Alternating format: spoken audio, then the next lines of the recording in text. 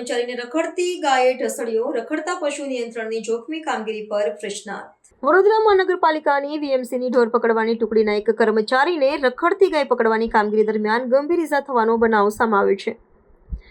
વારસિયા વિસ્તારમાં ઢોર પકડવાની કાર્યવાહી ચાલી રહી હતી ત્યારે મહેશ પટેલ નામના કર્મચારીનો પગ પશુને બાંધેલા દોરડામાં ફસાઈ ગયો હતો।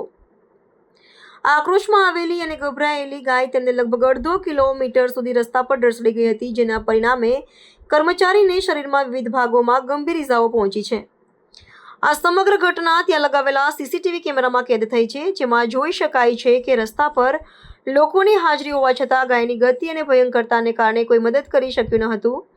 ઇજાગ્રસ્ત કર્મચારી મહેશ પટેલને તાત્કાલિક શ્રી સયાજીરાવ ગાયકવાડ દવાખાને એસએસજી હોસ્પિટલ સારવાર અર્થે ખસેડવામાં આવ્યા છે। આ કિસ્સાએ શહેરમાં રખડતા પશુઓના ત્રાસ અને તેને પકડવા માટેના જોખમી પગલાં અંગે ફરી એકવાર ગંભીર ચર્ચાઓ જગાવી છે।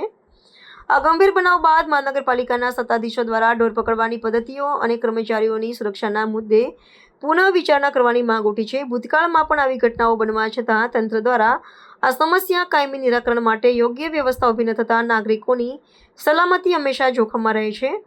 આ ઘટના ભારતીય શહેરોમાં રખડતા પશુઓના નિયંત્રણ અને તેમને પકડતી વખતે માનવીઓ તથા પશુઓ બંનેને થતા માનસિક અને શારીરિક આઘાત પર પ્રકાશ પાડે છે।